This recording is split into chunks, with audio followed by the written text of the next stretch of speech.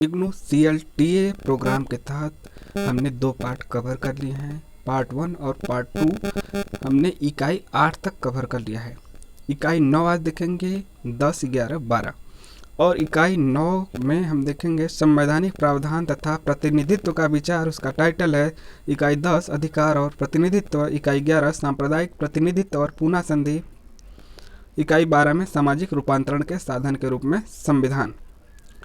ठीक है, आगे बढ़ते हैं। पृथक निर्वाचन क्षेत्र तथा सामुदायिक निर्वाचन क्षेत्र दोनों के बारे में लिखते हैं। अंततः वे इस तर्क पर पहुंचते हैं कि सार्वभौमिक वयस्क मताधिकार के साथ संयुक्त अल्पसंख्यकों के प्रतिनिधित्व की समस्या को सुलझाया जा सकता है। फिर भी वे सदैव इस बात की सुनिश्चितता को स्वीकार करते हैं कि और चिंतित रहते हैं कि ऐसा प्रतिनिधित्व निर्वाचित किया जाए जो अल्पसंख्यकों के हितों के संरक्षण के लिए तत्पर होकर कार्य करे, मन से कार्य करे। वर्ष 1949 के मध्य तथा संविधान सभा के सदस्यों की बहुमत संख्या के अनुरूप अम्बेडकर संविधान से उन प्रावधानों को हटाने के लिए सहमत हो गए जो धार्मिक आधार पर अल्पसंख्यकों के लिए सीटों के आरक्षण की बात करते थे तथा केवल अनुसूचित जाति तथा अनुसूचित जनजाति आधार पर सीटों के आरक्षण संबंधी प्रावधानों को संविधान में स्थान देने पर उन्होंने अपनी सहमति दी। यह प्रावधान भी केवल उस समय तक के लिए ही रखने की बात की गई जब तक कि इनके माध्यम से कानून निर्माता निम्न और उच्च जातियों के बीच की दूरियों को पाटने की दिशा में नीतियों का निर्माण कर सके। उसके स्थान पर लोकतंत्र के सहभागी जीवन की विशिष्टताओं को प्रोत्साहित कर सकें, विकास कर सकें। नेक्स्ट,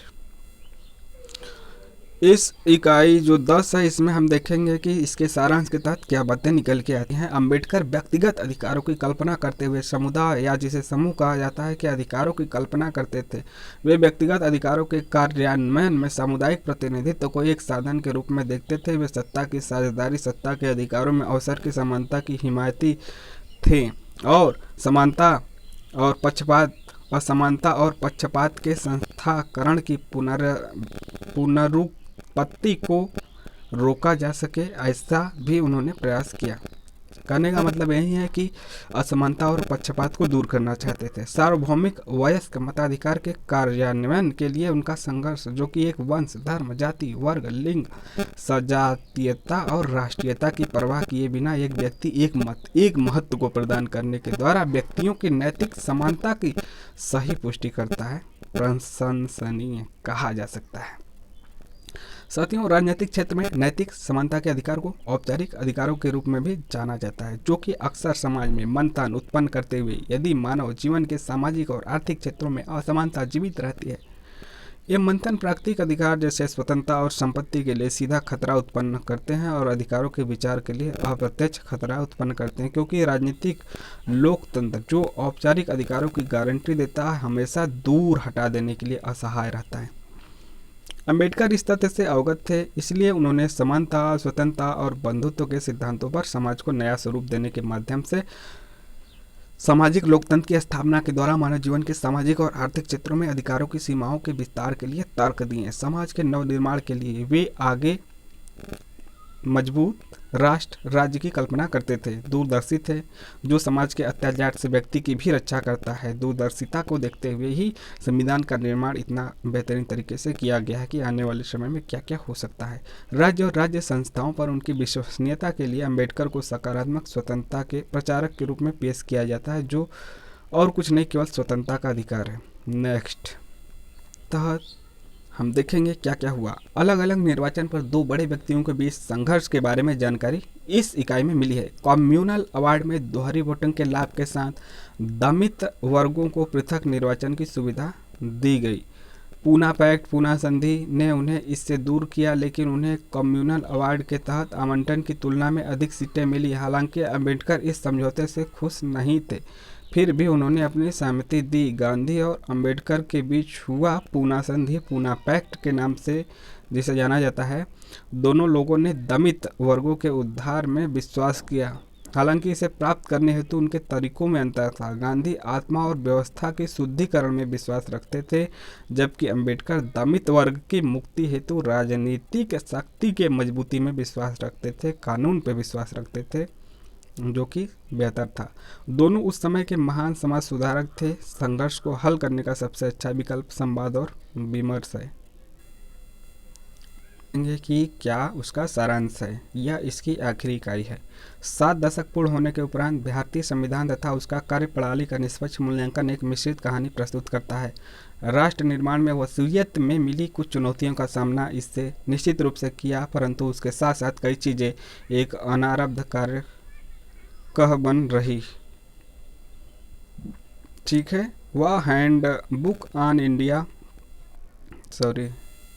ठीक है, हैंडबुक ऑन इंडियन कॉन्स्टिट्यूशन के लेखकों ने दावा किया, ये कोटेशन है, भारत में संविधान की सर्वश्रेष्ठ सफलता अब संविधानवाद की भाषा की स्वच्छंदता है। अलेक्स डी टाकविले ने बताया कि संयुक्त राज्य में राजनीतिक प्रश्न अक्सर न्यायिक प्रश्न बनने की ओर प्रवृत्त हो जाते हैं। भारत में भी राजनीतिक, प्रशासनिक तथा न्यायिक मामलों की एक बृहद श्रेणी संवैधानिक प्रश्न बनी है, जो कि नियमित रूप से न्यायालय के समक्ष प्रस्तुत किए जाते रहे हैं। नागरिक तथा न्यायाधीश दोनों ही संवैधानिक मूल्यों और सिद्धांतों का आह्वान करते हैं। सिर्फ अधिकारों के दावे, न्यायाधिकार निश्चित करने और सरकारी शक्तियों को सीमित करने के समय पर ही नहीं, वे संविधान मूल्यों का आह्वान करते हैं और विभिन्न दावों के समय करते हैं। पारिस्थितिकी संरक्षण से लेकर आर्थिक संसाधनों के आवंटन तक सरकारों के खिलाफ शिकायतों का निवारण तथा सामान्य क्षति के दावे प्रस्तुत करना। भारतीय संवैधानिक कानून निश्चित रूप से रोचक है, क्योंकि इसने भारतीय जीवन को काफ़ी संवैधानिक बना दिया है। दूसरी तरफ हम इस तथ्य को भी नज़रअंदाज नहीं कर सकते कि यथास्थिति ने अपनी पकड़ को इस हद तक कायम रखा हुआ है और संवैधानिक नैतिकता जैसे महत्वपूर्ण तथ्य की संविधानवाद में अंतर्निविष्ट अब तक एक गैर विषय बनी हुई है। थोड़ा सा बहुत ही अच्छा विषय है। इसकी महत्वपूर्ण भूमिका को हमेशा किनारे रखा गया है। एजी नूरानी ने संवैधानिक नैतिकता की ओर दिए गए ध्यान की कमी को चिन्हांकित किया है और इस तथ्य पर विलाप किया है कि वह मोटे तौर पर भारतीय राजनीतिक और समाज में अब तक एक गैर विषय बना हुआ है। अम्बेडकर ने संविधान सभा में इस तथ्य पर शोक प्रकट किया कि लोगों को अभी भी संवैधानिक नैतिकता को सीखना है। संवैधानिक नैतिकता एक प्राकृतिक भावना नहीं है, इसका विकास करना होगा। हमें यह एहसास अवश्य होना चाहिए कि लोगों का अभी भी यह सीखना है। भारत में एक लोकतंत्र भारतीय भूमि, जो कि अनिवार्य रूप से अलोकतांत्रिक है, के ऊपर मात्र एक बाहरी आवरण है। संविधान के प्रभावों के संदर्भ में उपेंद्र बख्शी, एक कानूनी विशेषज्ञ, टिप्पणी करते हैं, अंबेडकर ने जाति व्यवस्था को मिटाना, मानवता के अधिकार पत्र पुनः अछूतों को दिलवाना तथा भारत को दलित, शिकार, बलात्कार, आगजनी, निर्वस्त्रीकरण तथा जुलूस निकालना, लूट, हत्या और अछूतों के जनसंहार से स्वतंत्रता चाहते थे। उन्होंने सोचा कि जिस संवैधानिक व्यवस्था को उन्होंने रूप प्रदान किया वह हमें इन बुराइयों से बचाएगी। अब हमारे पास आरक्षण की प्रणाली, एक नागरिक अधिकार कानून, अत्याचार निवारण कानून 2013 तक आते आते हाथ से सफाई कार्यों के निषेध संबंधी कानून, एबोलिशन मैनुअल, स्केविन एक्ट और वैधानिक एजेंसियों तथा प्रशासनिक युक्तियों की भरमार है। निसंदेह भारत अपनी जीडीपी, ग्रॉस डोमेस्टिक प्रोडक्ट की अपेक्षा जीएलपी यानी ग्रॉस लेजिस्लेटिव प्रोडक्ट के लिए ऊंचा आंका जाता है। निर्देशात्मक कानूनों में क्रियान्वयन में दुर्बल एक 66 वर्षीय गणतंत्र अम्बेडकर के सामाजिक उदासीनता के सृजन की राजनीति तथा जाति व्यवस्था के सामाजिक रंगभेद के विरुद्ध किए गए मार्मिक आह्वान की बराबरी नहीं कर सकता। संविधान की घोषणा के समय ही होने वाली विभिन्न प्रकार के मंथनों के बावजूद अग्रगामी प्रभाव अपने विरोधाभासों को इसकी शुरुआत पर प्रभाव डालते रहे और इसका बोझा लिए निरंतर चलता रहा, पर उसी समय एक समतावादी समाज का वायदा संवैधानिक योजना का प्रमुख उद्देश्य बना रहा।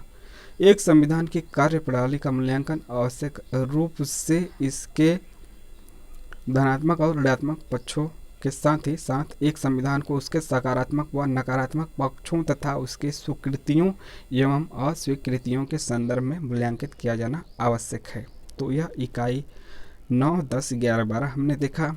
अब इसके बाद हम लेके आएंगे आखिरी इकाई, आखिरी मतलब कि खंड, जिसमें होगा 13, 14, 15, 16 और इसके पहले 2 खंड दिए जा चुके हैं।